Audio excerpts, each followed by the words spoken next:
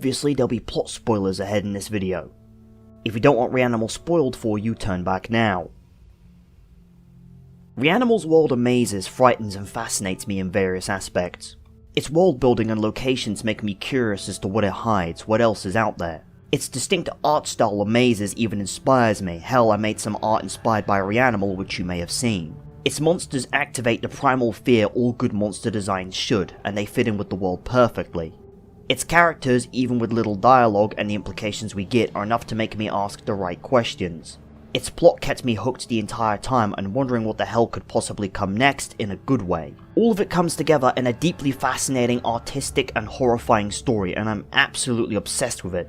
And in this video I'm going to be exploring it as much as I can and theorizing on my observations. I'm going to go through it like this. First, I'm going to cover each major monster in appearance order, what they symbolize and what they could be in a biological sense. The Sniffer, Brook Horse, Pelican, Mother and the Lamb. And I will be talking about the side enemies too to some extent.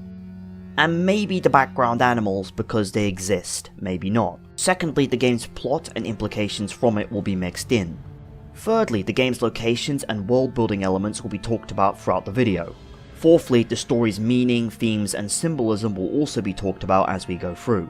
And fifthly, lastly, some cut content, last because it's non-canon. And with that plan of approach laid out, time to begin. Starting with the first of the monsters on this list. The Sniffer. Found in various locations, the Sniffer is a looming vile presence, calm and collected until something, prey, catches his attention. At which point he'll revert to animalistic movement, almost in an insectoid manner, and relentlessly pursue his target. He is the primary antagonizing force of the game's first few chapters. However, there are 7 locations adjacent to him that stand out the most. The train yard where we first encounter him and a few skins, alongside his primary target, Hood. The lower number of skins here compared to other areas imply he does not visit this area too frequently, which would make sense given the lack of potential prey. The laundromat filled with countless human skins, where he is clearly processing them. As we see him not just ironing them or sat on a huge pile of them, we also see skins hung up over bathtubs, slowly being drained of fluid.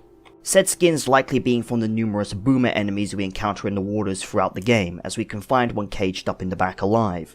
And a dead one who has a crowbar lodged in his stomach, which we need to save Hood, who is held captive by the Sniffer.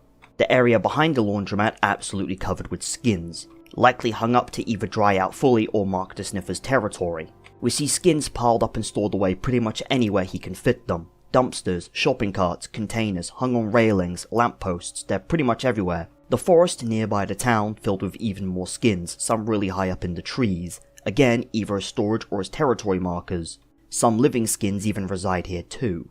The theatre filled with corpses which may have been placed there by him, which we interestingly see him carefully direct Hood into rather than brute force drag him into. The gas station where he and numerous skins attempt to ambush the siblings and Hood in a coordinated attack, trying to cut off any escapes. And his ice cream truck, often on the move, which is likely used to lure in, capture and transport his victims. Made apparent by him using an ice cream to attempt luring in Hood, then grabbing and abducting him. Which ironically, his ice cream truck later becomes his undoing, as during his final encounter, he's beaten with a crowbar while trying to climb in, falls out and gets crushed under the wheels of his own vehicle, as Hood and the siblings escape. All of these imply several things about the Sniffer. 1. The Sniffer stays primarily to the town and the areas adjacent to it or around it, rarely going outside this area unless to probably seek prey elsewhere. Likely having exhausted all life within the town already, given the sheer number of skins. 2. The Sniffer seems to collect victims and skins routinely, likely using his truck and ice cream bait. Given his vast collection of skin is primarily focused around a laundromat and nearby woods, it seems he follows this routine almost autonomously, with little thought on what he's even going to do after, as the skins are haphazardly stored near enough anywhere he can place them. Not folded away neatly, not stored away, not hung up on any sort of organized rack system, just strewn around in any place he can fit them. His actions seem almost instinctual at times, with little to no real thought behind them. Even the way he drives during the ice cream truck chase feels crude and inexperienced, all of which implies he's running primarily on impulse and instinct alone. Thirdly, he's able to access near enough anywhere, either through doorways or by burrowing into bloated corpses and vanishing, presumably teleporting. Having on-foot access to most places implies he either worked at them before, which gives him a means to access them, or he's unlocked the doors from some other method, probably brute force or by opening them from the other side via corpse teleportation. Fourthly, Skins being in all sorts of unreachable places implies the Sniffer is able to climb and move up sheer surfaces like trees, on balconies, railings, street lamps, etc., just to hang the skins in nigh unreachable spots. Also implying he has immense strength, able to lift his entire body weight and move in any way he pleases. Which, considering his insectoid movement, implies the Sniffer is not fully human, but that will be elaborated on later. Fifthly, the skins are clearly his creations given the laundromat, however only a select minority of them are animate and predatory. Considering they show no aggression towards him, only the siblings and Hood, it's possible the Sniffer is either controlling them or has reanimated them to suit his own needs. That being to probably secure more victims and skins. Or they may just be animate due to the nature of Reanimal's setting and lore. As for what he represents, however, considering how weirdly careful he seems to be of Hood at times, possibly to keep him alive, fatten him up and skin him later, hence him being locked in among the boomer enemies, alongside the fact he can be anywhere seemingly connected with any job, and how apart from the human skin and vague attempts at mimicking a human, he is very clearly not human in any capacity. In fact, he doesn't even have eyes if you look closely. I suspect the Sniffer represents evil hiding in plain sight among a community. Something evil masquerading as human. But what kind of evil exactly? Well, I have two interpretations. First one is the most obvious that everyone seems to jump to, him being a damn dirty nonce, which is a slang term for pedophile. Which I can see why people would automatically assume this given the ice cream truck, Hood getting snatched, and how weird he is around Hood, plus keeping him locked in a cage. However, I feel given him skinning people and all of his past targets being adults very much detracts from this idea. He seems more like an opportunistic cruel killer to me. And if him being a nonce was the case, the skins could primarily be children's to lean more into him targeting them specifically.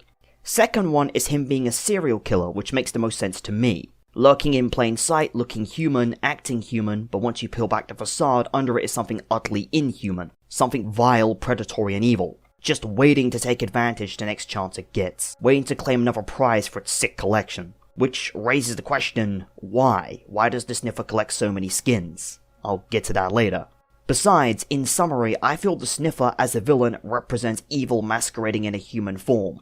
Serial killer, sexual predator, whatever he is, he's a darkness hiding in plain sight. However, turning our attention to the physical aspects of him, I feel the Sniffer, just like the skin suits, is animated by some unseen force lore-wise, as his body contorts and moves in ways that are physically impossible for the human skeletal and muscular system.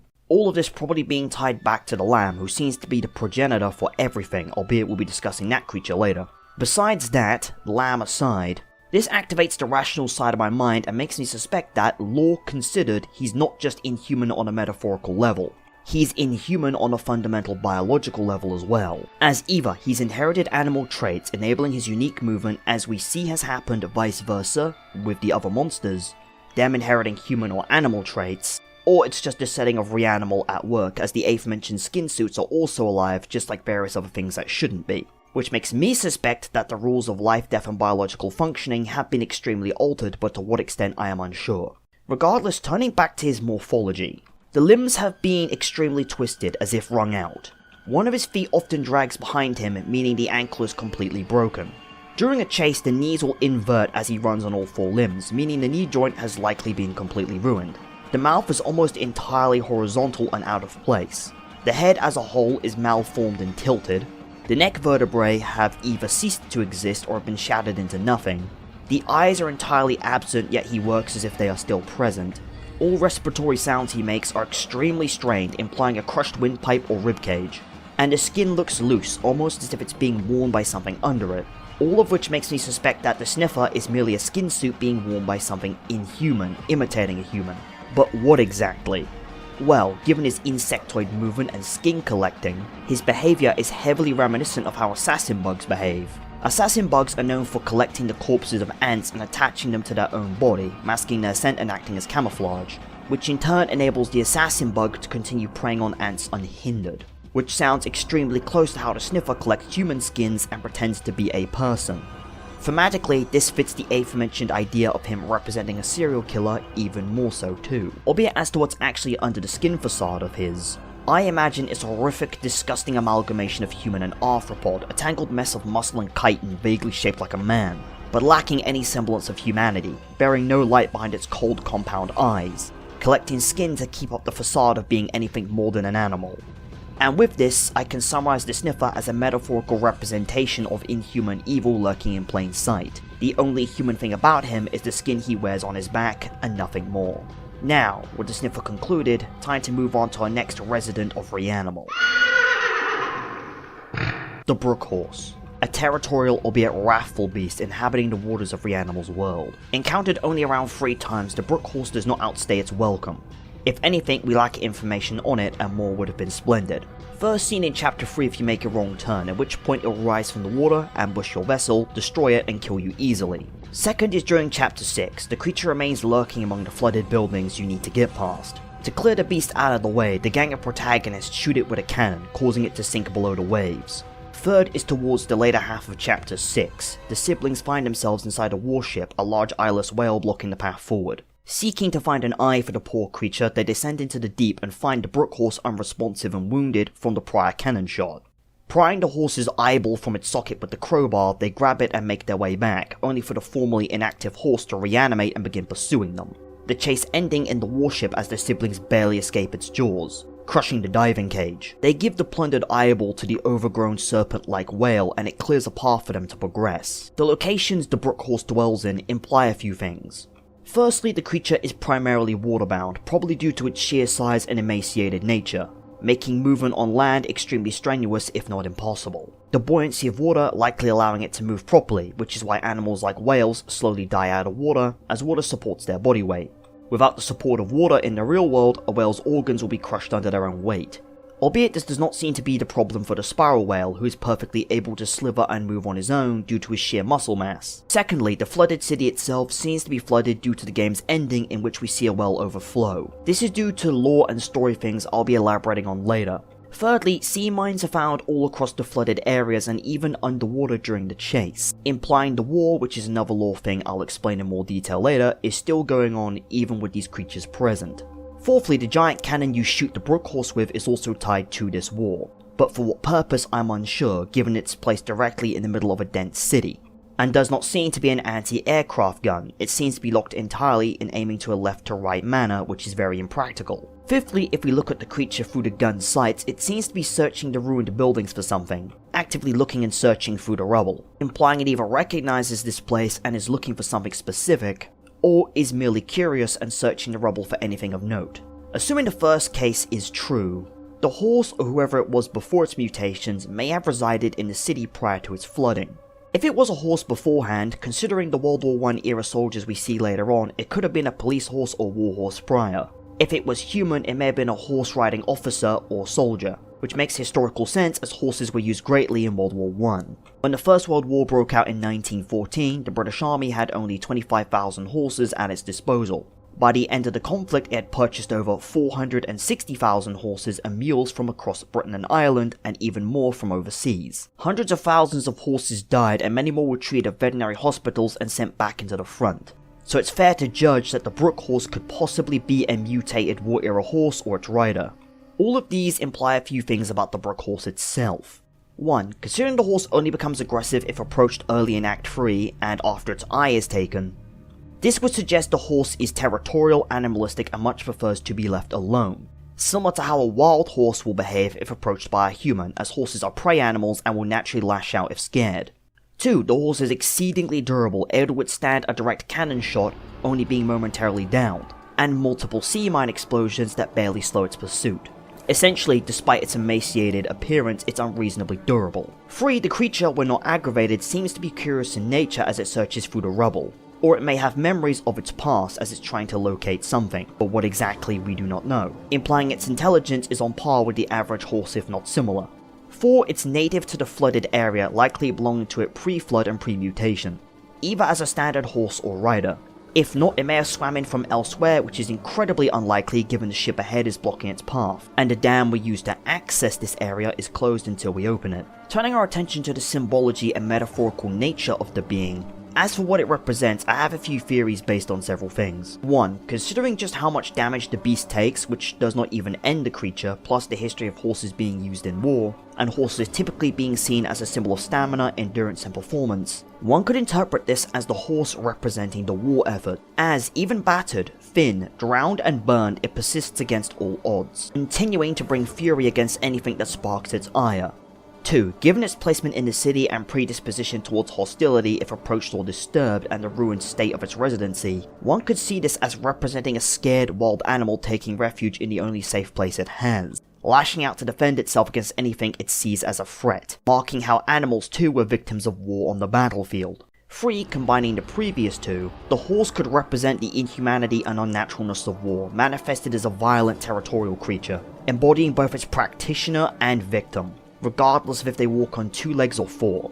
Ironically, its march is barely and only temporarily impeded by the cast iron constructs of conflict, as it seeks to bring annihilation down on anything that gets in its way, for it and they are just the same, while only displaying rudimentary signs of humanity or life, let alone a soul. That, or maybe reading extensively too deep into it. On a related note adjacent to this, some also claim the Brook Horse is based on a white aquatic creature from Swedish mythology with the same name. It's said to lure people, particularly children, onto its back with its beauty so it can drown them, which sounds extremely similar to the Scottish legend of the Kelpie. But to me, this feels more like a creative interpretation of the Nuclevi, a horse-like demon from Orcadian folklore, that combines both equine and human elements. In the actual mythology, it was described to have the silhouette of a normal horseman. However, with further inspection, it resembled a fleshless horse which bore only one eye and fins on its legs, with a fleshless human head, torso and arms longer than normal sprouting from the horse's back.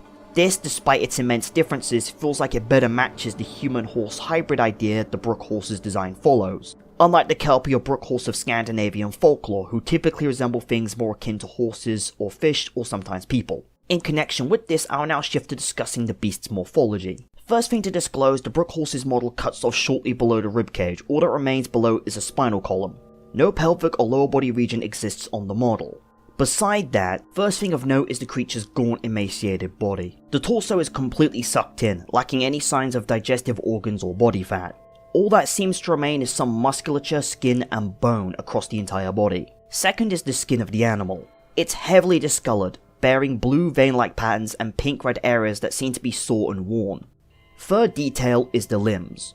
Both possess a secondary elbow elongating the arms and adding an extra range of motion. The arms are tipped with human hands which bear fingernails, typical of standard hands. Fourth point is the head and face. The top of the head, where the horse's ears would be, has 2 human ears that have become stretched and merged with the skin. The eyes bear a human-like round pupil and not the standard horizontal oval-like shape found in horses.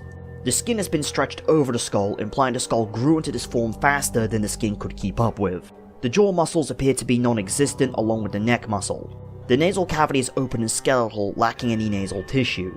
The teeth are all exposed, no lip or facial muscles are present, and the teeth themselves imply the horse may be male.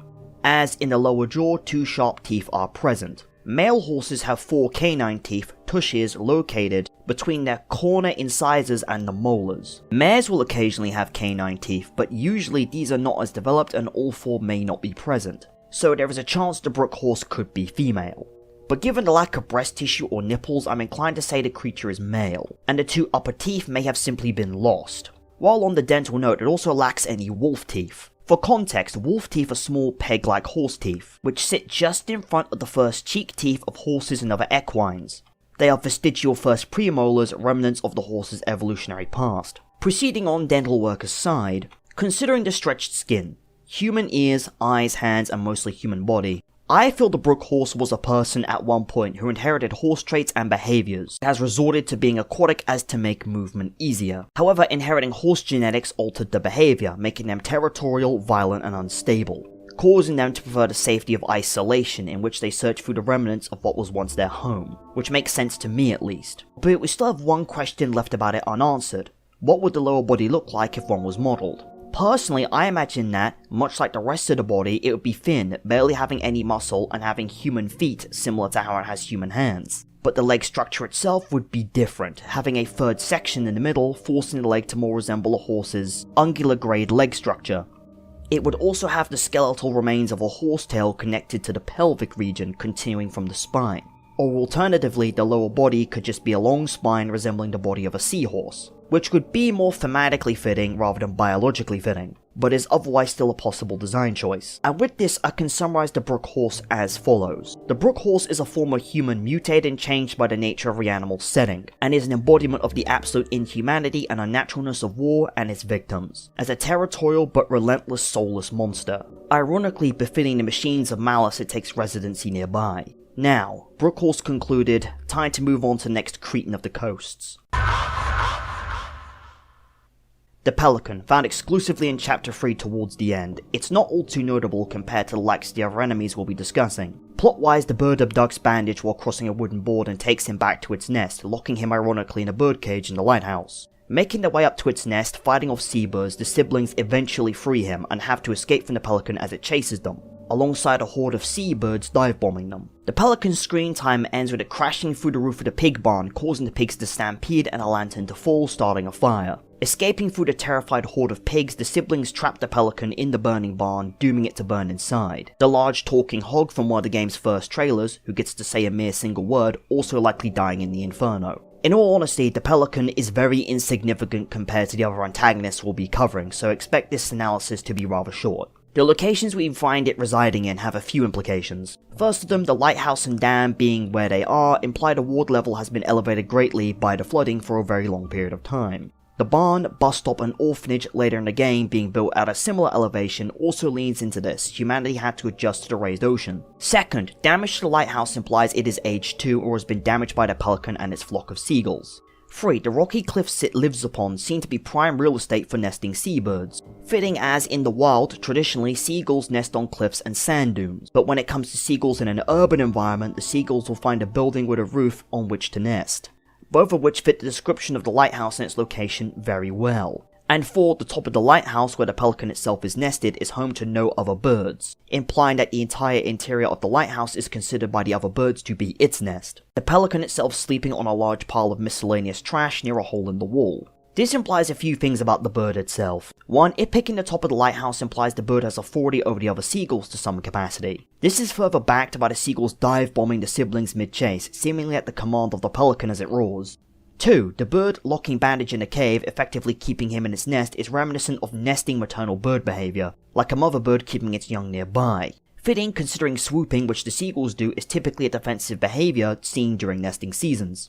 And as for what the Pelican represents, considering it keeps Bandage trapped and becomes enraged when he's freed, chasing the player relentlessly, the implied maternal nesting behaviour and the dive bombing seen in the nesting seasons, I think the Pelican symbolises an extremely overprotective parent or an abusive parent. Hence Bandage being locked in a tiny birdcage instead of being devoured or killed. And as for the bird's biology, from what I can see, its biology seems to be primarily bird, having absorbed human traits. Human traits being the facial structure, teeth, gums, eyes, and the fleshy sac below its maw.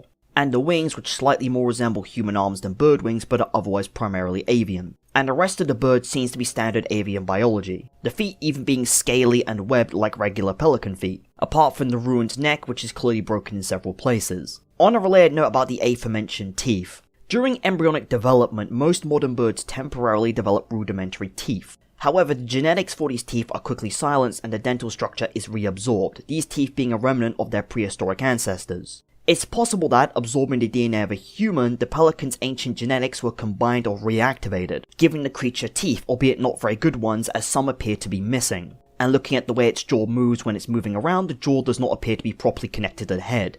Possibly misaligned or misshapen so it can't connect to the skull's jaw socket correctly. And with that, we can summarize the Pelican as the following. An abusive, powerful man-bird driven by overwhelming maternal instincts leading to outright aggression, whom has dominion over the lighthouse and the birds nearby. And now, with the Pelican concluded, now to move on to our next inhabitant of the Isles. The mother and her spider children. The mother is first encountered in the orphanage in Chapter 4 as a pig is lowered into the ground and taken by the creature as food, by her spider children minions.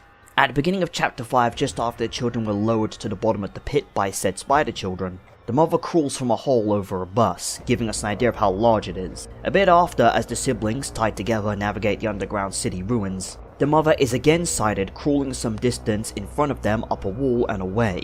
this causing the ground to give way, leading to a walkway puzzle. Shortly after, Bucket is reunited with the siblings. He's ambushed and snatched by the mother, who then vomits a horde of spider kids, sent to chase after the siblings, leading to the stairwell chase in which it too pursues them. Spider kids can also be seen climbing on the walls just like the mother can during the chase. After escaping the mother, they seem to avoid the sunlight, fearing it. They next encounter her in a room filled with countless potatoes to a near comedic degree. She climbs in through a large opening to the right of the room, immediately beginning to search for the siblings, which leads to a violent pursuit along the orphanage exterior and the siblings slipping back into the cover of the building. She later corners them in her children's dorm, where she initiates the final confrontation and boss fight. Vaulting up a horde of spider kids, the boss fight begins. Siblings fight off her spawn while impaling her with spears thrown by these children, each time they get the opportunity. After a long battle, the mother eventually retreats for a hole in the wall and the siblings find her slumped over in defeat. Climbing into her maw, they grab Bucket and pull him from its body, saving him. This being the final nail that kills the mother as it squirms and coughs before dying. Locations wise, the mother is exclusively bound to the orphanage and the sunken ruined city below it, clearly preferring the darkness of subterranean indoor environments, albeit her chase on the outside makes it clear she has no issues with sunlight. And in regards to the spider kids who we encounter first, they are encountered all throughout the orphanage in various places, doing essentially whatever, some of which are petrified and dead, frozen in place in the sunlight. Some are found sleeping in dark rooms, along with others conducting other childlike activities, or they're doing some task, as they seem to have a king of sorts, that we can see in the cafeteria with a crown sat on a pile of boxes, cases and a chair, implying a lower level of leadership under the mother, the one with a crown on his head ordering the two other spider kids to take Bucket away as an offering, and later appearing just before the siblings are sent down as offerings on the left side of the screen. All of this implies a few things about both of them. First, in regards to the spider kids clearly avoid sunlight, as the petrified ones imply it will just kill them outright, and they instinctively fear it given their total avoidance of it. They also prefer to stay in the orphanage and never seem to go down into the sunken city, which is the mother's domain. They also seem to have the minds of children given their childlike behavior, and they seem to instinctually know what the mother wants as it orders them without words. They simply just seem to innately know what she demands. However, the king seems to keep them in some sort of rudimentary order, probably on her behalf. Biology-wise, the spider kids appear like normal children, can be male or female and vary in size. They are faceless, lacking any sensory organs except ears, wearing typical 20th century school uniforms, vests, shirts and short sleeve shirts, made from the same material as the body. However, the spider kids do not appear to be biological in a standard way. Instead, they appear to be made of a dusty, almost porcelain or stone-like substance, or maybe even actual spider silk. They break apart into chunks and dust when hit and can be shattered with enough force, and whatever they are composed of seems to be incredibly sensitive to sunlight as it will kill them.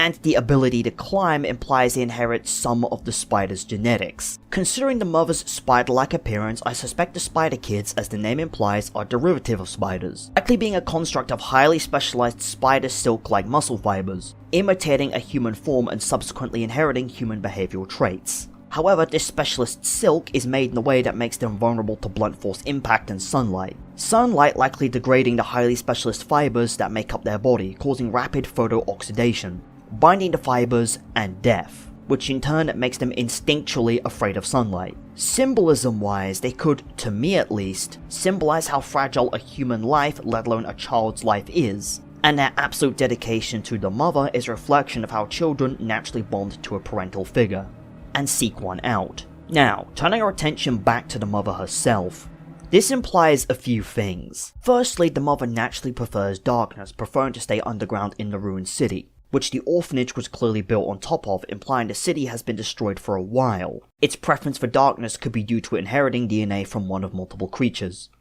Secondly, the spider kids appear to be mere tools for the mother, as she does not mourn when they die, nor defend them when they are in danger. Instead, her attention is entirely focused on either devouring what she is offered or killing any intruder who enters her sunless world. Thirdly, unlike the spider kids, the mother is perfectly able to enter sunlight, but seems to naturally avoid it, implying she is very different from the creatures she spawns. Fourthly, the mother appears to prefer stealth and ambush attacks if forced to fight, as during the boss fight she will emerge from holes around the arena to attack, then retreat. Otherwise, she lets her children deal with any would-be intruders, which implies, despite her animalistic aggression, a strong sense of opportunism and basic strategy, meaning she is somewhat above a simple animal. which makes me theorize that, symbolism-wise, the mother could represent an abusive or neglectful parent or guardian figure, likely representing the orphanage staff, as the kids when they arrive for the first time recall that they hated this place and always have. In turn, combining this with the spider kids, it recontextualizes them as possibly being manifestations of how other kids were treated, as faceless, identityless living tools pushed around and expected to follow orders, but otherwise out of control and even ruthless. Essentially, the mother could represent the staff mistreating the kids, and the kids could represent how they were treated and seen. And with that, turning our attention to the physical aspects and biology of this creature. Firstly, under the fur, the creature has a developed spinal column and visible shoulder blades, meaning it's a vertebrate animal with a spine, bones and muscles. Secondly, has 8 limbs in total, which is spider-like, the front 2 having human hands, meaning there is clearly a mix of human and spider in this creature. Thirdly, has a black hairy body similar to the slick hair covering a mole's body, which, considering its disposition to avoiding light, makes behavioral sense. Also lacks any eyes, and given moles don't rely on sight, this makes even more sense. Yet it can somehow see, evident from its searching for us, the large hole in the front of its body functioning as an eye and a mouth. Fourthly, if the spider kids really are made of silk, it would make sense given the clear spider limbs, and its ability to climb sheer surfaces like it does underground and in the orphanage. Fifthly, like a mammal, it gives, and I quote, live birth, end quote. In this case by vomiting out spider children. Albeit if they are made of silk, I imagine the internal systems are more like the silk producing spinneret systems of a spider, molding them into shape quickly, instead of anything uterus or womb-like given they lack any umbilical cords. Sixthly, its blood seems to be black in coloration or at least very dark, which differentiates it from our own iron-based red blood, and a yellow-green hemolymph of arthropods, as we see it bleed during the boss fight, meaning either it's an animal with a specialist blood type unique to it, or the blood is super dense, giving it an extremely dark coloration. All of this put together makes me think that at one point the mother was a mole or a spider, but it absorbed human DNA alongside either spider or mole, leading to a complete overhaul of its morphology, and it growing into what it is now. Personally, I feel given its subterranean nature, lack of eyes, hairy body and skeletal system, the mother was likely a mole, not a spider. Otherwise we would be seeing more arachnid features. But interestingly, on that note, its concept art does show spider-like hairs protruding from its limbs and the joints being more insectoid. So I feel the mother was supposed to be more arachnid previously, but was changed to be more mammalian during development. However, the one thing I generally can't explain here is the big whole face mouth orifice system it has going on. I genuinely have no idea how it can see given that, unless the eyes are inside the mouth, which is very impractical. Biology covered, we can summarize the mother and its offspring as the following. A vicious chimera of man and beast embodying the neglect and abuse of the orphanage. Its very children reflecting just how the former residents were treated or lived. And with their section of the video concluded, we'll be moving on to the next denizen of this demented landscape. The lamb.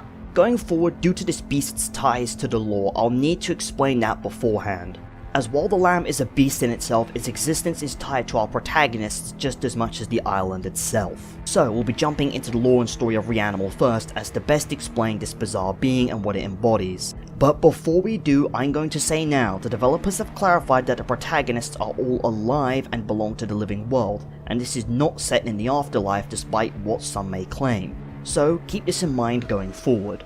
Besides that, starting from the beginning, at the very end of the game, after the lamb swallows the girl, it's revealed that all 4 of the boys, before the events of the game, cut their hands and bled into an artifact as part of a ritual or offering to something sat in a circle drawn on the floor.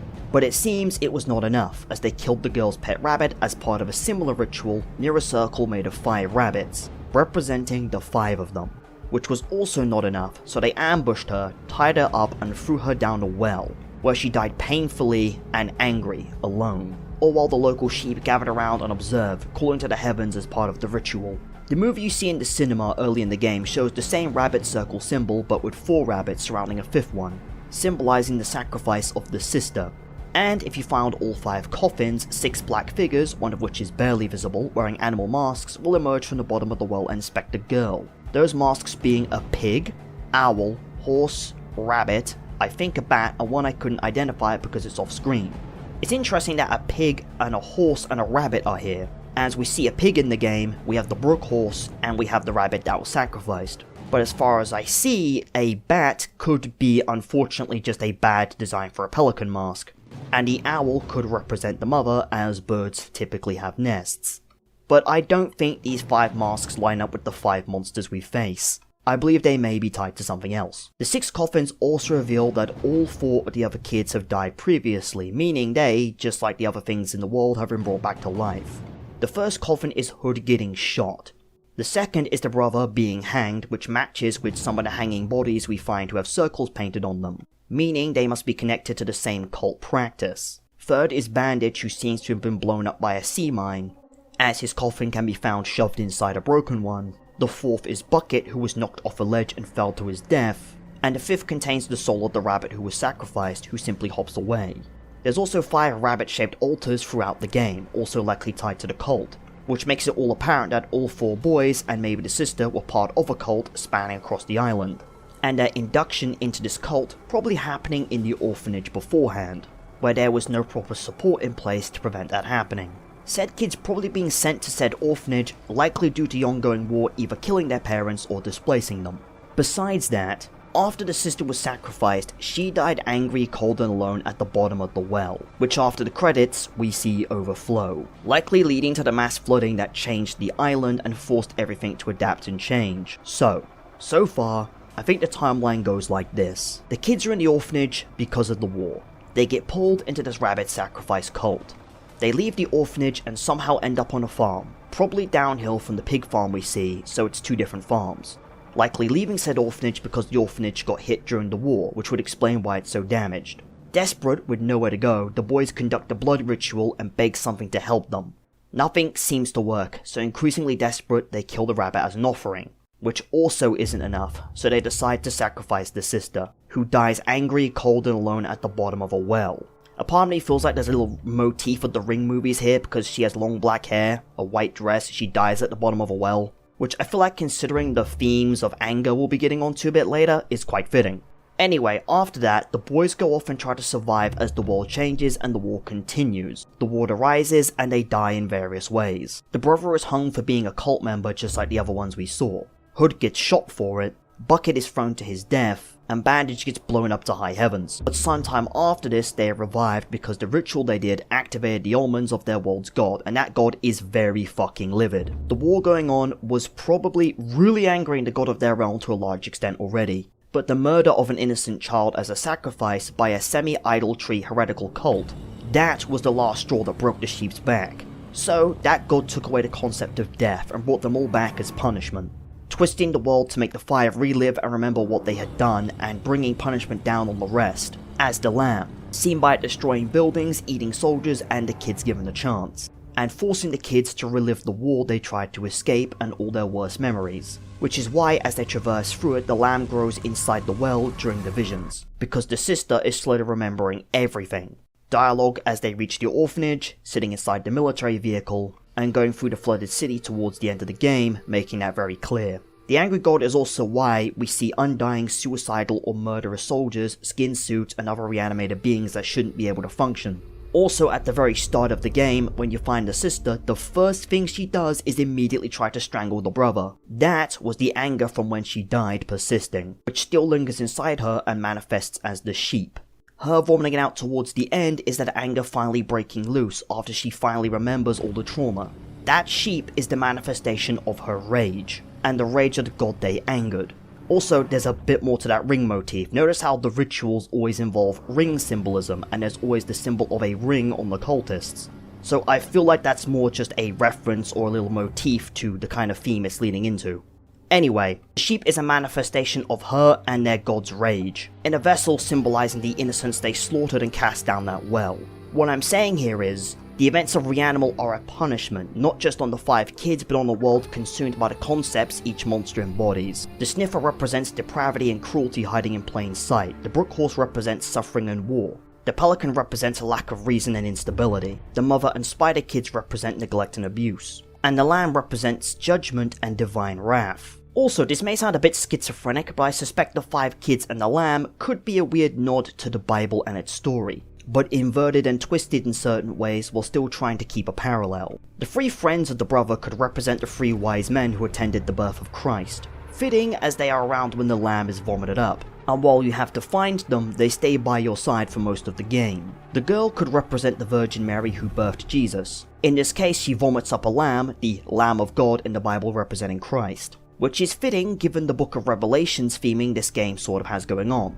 Well, minus the 7-headed, 10-horned beast and such. The boy could represent Saint Joseph who is guiding her through it, as in this case, in single player, he's the main one you play as. Albeit these feel more like thematic parallels rather than literal one-to-one exacts, which is obvious given that REANIMAL's story is vastly different from the Bible. Besides that, I personally feel the lamb represents a unique interpretation of Christ coming back for Revelations, and bringing absolute judgment down on earth, and REANIMAL's story is inspired by or as parallels to the Bible. Now, with the lore explained and the symbolism covered, no real point me going over the places the lamb pops up as we already did. So, all I really have left to say on it is this thing, biology-wise, is clearly a mix of human and sheep, it rapidly growing with each victim it feeds on, likely directly adding the biomass to itself, evident from it growing larger with each kid it eats, and more so after feeding on the dead soldiers we see it devouring. It's also extremely resilient, surviving shot after shot from a tank, only getting stunned by it at worst or temporarily incapacitated. And at the end, it unleashes exponential sheepage by expanding greatly in volume, almost resembling the Gravemind from Halo at this point, or something out of Akira, before it finally swallows the sister, which would necessitate catastrophically fast cell division to pull off, beyond anything any living thing is capable of. Seriously, this could be hyper-cancer levels of cell division, to such a degree that the sheer heat generated alone would likely cook its flesh if this was a normal animal, and not the embodiment of divine hatred and judgment. And with that, I can conclude the lamb as the following. The embodiment of divine judgment, the return of Christ bringing God's wrath upon the sinful world of REANIMAL. And now, I want to talk about the game's cut content a bit. REANIMAL has a lot of cut dialogue, designs, concept art, and ideas for areas that never made it into the game's final version. Seriously, there is a massive assortment of it, but some of it I feel would have changed the game greatly, and I can understand why some of it was cut. There is cut dialogue from the brother and Hood, where brother and Hood say, "You know why we're here. Punishment. What for? What do you think?" Which was probably cut as it would give away the whole narrative subtext way too easily. Albeit one I really wish they kept in was dialogue from the spiral whale. The whale was originally meant to talk to the siblings and hint where its eyes had been taken, which would add a bit more immersion and give us an actual reason to rip the eye out of the Brook Horse underwater in the first place, making that whole section make a bit more sense. It would also imply the horse took his eyes, implying a rivalry between the two, which would be a nice detail. It'd be a nice little bit of world building. Albeit these are just two examples, as the sheer amount of cut content is expansive, and I honestly recommend looking into it yourself. It's deeply fascinating to see just how this game could have been something entirely different from what we got. And with that, we reach the conclusion. Honestly, diving in and writing the script for this video made me appreciate this game all the more. Everything from the art direction to world building, story, undertones, symbolism, the whole thing. And with REANIMAL getting a DLC in the future, REANIMAL the Expanded World, chapters 1 to 3, each chapter coming out around July to September this year, October to December this year, and January to March next year, according to the Season Pass on Steam. It's supposed to be an expansion of the game's main story that introduces a new protagonist, area, and enemies. And considering how good REANIMAL was, I have good expectations for the upcoming DLC. Might even do a video on it when it comes out, we'll have to wait and see. But ultimately with that, this is the end of the video. Subscribe, bell, like, share and all that. Good morning, and in case I don't see ya, good afternoon, good evening, and good night.